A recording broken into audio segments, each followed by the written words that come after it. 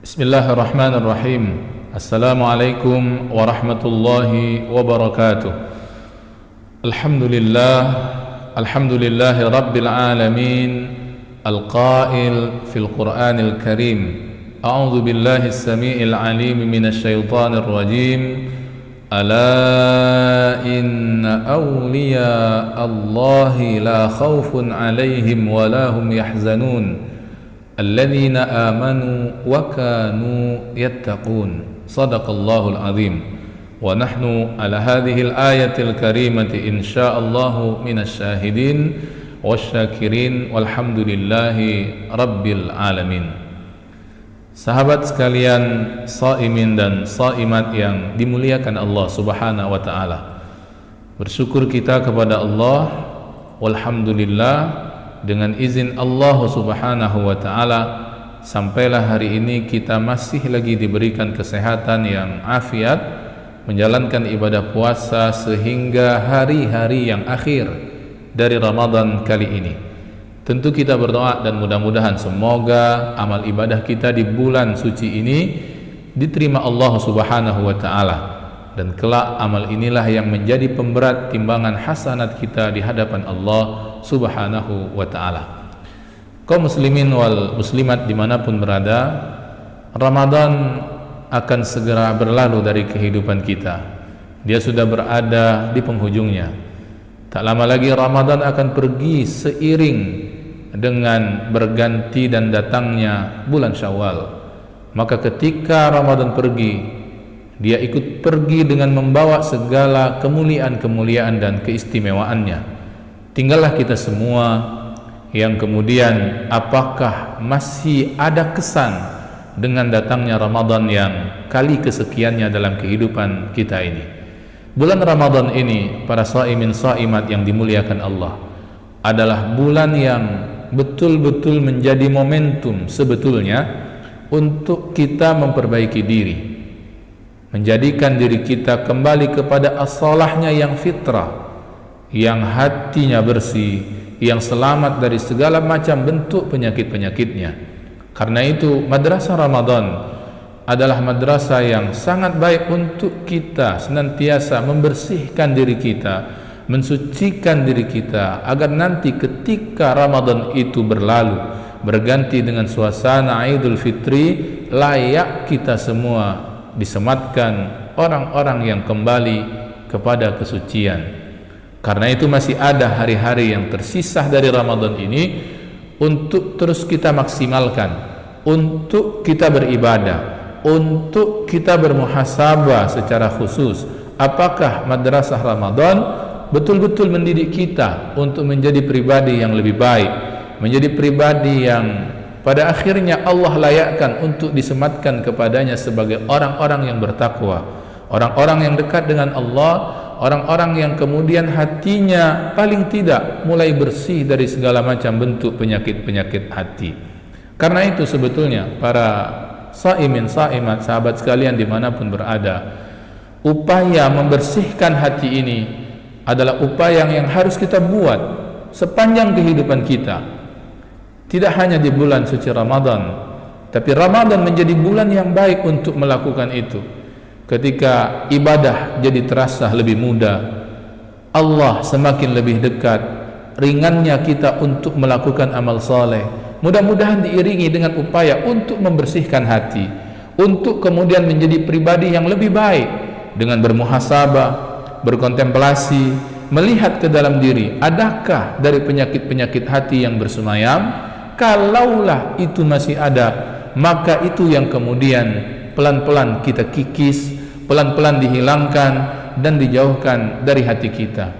Karena itu, sahabat sekalian yang dimuliakan Allah, dalam tazkiyatun nafs atau pensucian diri, dikenalilah upaya ini dengan istilah takhalli. Apa itu takhalli? Upaya untuk membuang yang buruk-buruk yang ada di dalam hati dari penyakit-penyakitnya. Karena itu upaya takhalli ini akan diawali dengan muhasabah, berkontemplasi, melihat ke dalam, apakah sifat-sifat buruk itu ada dengan kita atau tidak.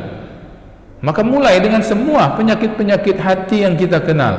Oh, saya ini orangnya hasad tidak, saya ini dengki tidak, oh saya ini ada bibit sombong atau tidak, oh saya ini pemarahkah, oh saya ini kalau beramal soleh riak tidak, oh saya ini dan itu dari sifat-sifat yang buruk yang mungkin bersemayam di dalam hati. Setelah muhasabah, barulah kemudian upaya untuk membuang dari penyakit-penyakit hati tersebut. Inilah yang kemudian disebut dengan takhalli. Karena itu nantinya dalam upaya takhalli ini, makin jujur kita dengan diri, makin cepat kita akan mudah-mudahan menemukan penyakit-penyakit itu. Makin cepat menemukan penyakit-penyakit hati itu, mudah-mudahan akan semakin mudah pula kita untuk menghilangkannya. Lihat, oh saya ini apakah kalau melihat orang lain dapat nikmat saya sedih, misalnya begitu. Oh saya ini tak bisa tengok orang bahagia kecuali saya pasti nelangsa, misalnya begitu. Sebaliknya kadang-kadang oh saya itu senang kalau tengok orang susah, misalnya.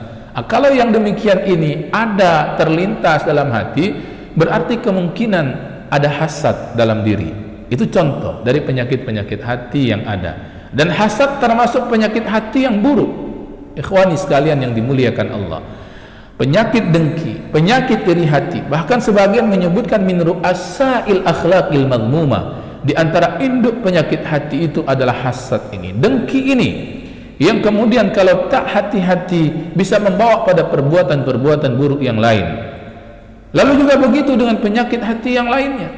Apakah kemudian saya ini orangnya selalu merasa lebih dari orang lain, yang kemudian dengan merasa lebih itu merendahkan pada masa yang bersamaan orang-orang di selain dan sekitaran kita. Inilah kemudian seperti misalnya ungkapan iblis ketika kemudian ingkar kepada perintah Allah Subhanahu wa taala pada saat disuruh oleh Allah bersujud penghormatan kepada Nabiullah Adam alaihi salam.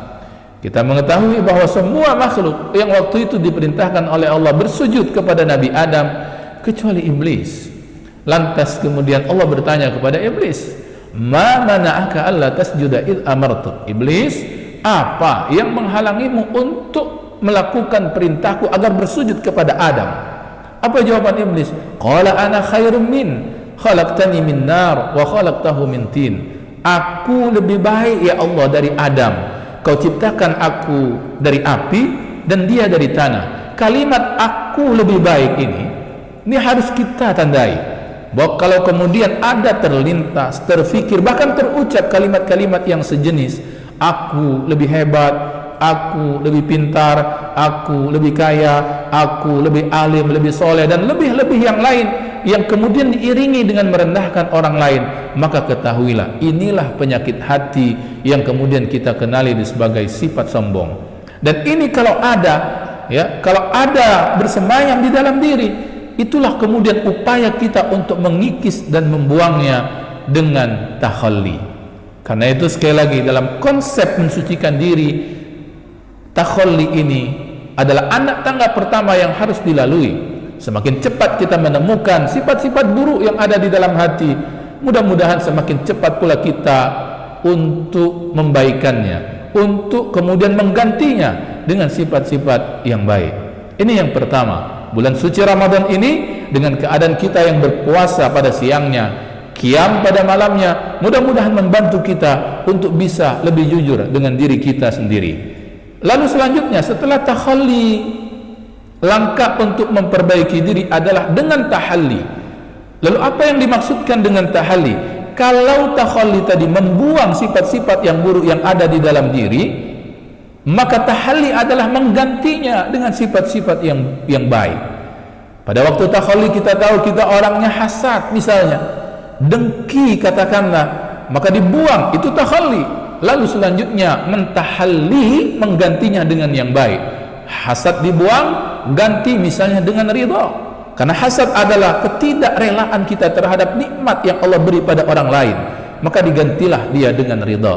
Kalau waktu kita takhalli, kita merasa saya ini sombong orangnya, saya ini merasa lebih daripada yang lain, maka sombong dibuang, ditahalli, digantikan, diisi dengan lawan daripada sombong, yaitu tawadhu. Maka kemudian juga begitu, ria diganti dengan ikhlas, pemarah diganti dengan sabar. Semua sifat-sifat yang buruk yang telah dibuang sebelumnya, dimasukkanlah gantinya yang baru dari sifat-sifat yang baik. Lalu yang terakhir, yang tiga konsep rumusan dalam memperbaiki diri setelah takhalli, tahalli, maka itu adalah tajalli. Namun demikian para sahabat sekalian yang dimuliakan Allah, kalaulah anak tangga takhalli dan tahalli sudah dijalani, maka tajalli ini hakikatnya adalah mauhibah, pemberian dari Allah Subhanahu wa taala setelah kita melewati proses mensucikan diri dengan membuang yang baik dan membuang yang buruk dan mengganti yang baik. Pada akhirnya tajalli ini adalah pemberian Allah Subhanahu wa taala. Kita menjadi orang yang dekat dengan Allah Subhanahu wa taala. Mudah-mudahan dengan kita membuang yang buruk, mengganti yang baik, itulah yang menjadi jalan sehingga ibadah kita, salat kita bisa lebih khusyuk, sedekah jadi lebih ringan, dan semua amal ibadah mudah kita untuk melakukannya. Boleh jadi sahabat sekalian yang dimuliakan Allah, salat yang dirasa kurang khusyuk dan ibadah-ibadah yang lain yang kurang terasa lezat dan nikmatnya ibadah karena masih bersemayamnya penyakit-penyakit hati, dari dengki, dari sombong, dari riya, dari sum'ah, dan berbagai bentuk penyakit-penyakit hati lainnya. Kalau sudah ini kita titi takhalli dan tahalli, maka saya meyakini insya Allah mudah-mudahan kita dekat dengan Allah Subhanahu wa taala. Kedekatan dengan Allah inilah yang disebut dengan tajalli. Dalam bahasa Al-Quran di surah Yunus ayat 62 dan 63, orang-orang yang sampai di level tajalli ini, inilah orang-orang yang kemudian disebut dengan para kekasih Allah Subhanahu wa ta'ala. Maha benar Allah ketika berfirman, ala inna awliya Allahi la khawfun alaihim walahum yahzanun. Ketahuilah, sesungguhnya para kekasih-kekasih Allah adalah mereka yang tak ada lagi rasa takut dan tak pernah bersedih hati dalam dirinya. Siapa mereka? Alladzina amanu wa kanu yattaqun. Mereka itu adalah orang-orang yang beriman dan orang-orang yang bertakwa. Sekali lagi, mudah-mudahan ibadah puasa Ramadan ini menjadi jalan bagi kita untuk sampai ke sana sebagaimana tujuan dari puasa itu sendiri, la'allakum tattaqun. Semoga itu adalah kita semua. Semoga kita menjadi hamba-hamba Allah yang dekat kepadanya, dan madrasah Ramadan ini menjadikan kita sebagai lulusan yang terbaik, lulusan yang mengakhiri Ramadan dengan sebaik-baik akhir dan pengakhiran, husnul khatimah. Barakallahu fikum jami'an. Aqulu qawli hadza wa astaghfirullah li wa lakum. Wassalamu alaikum warahmatullahi wabarakatuh.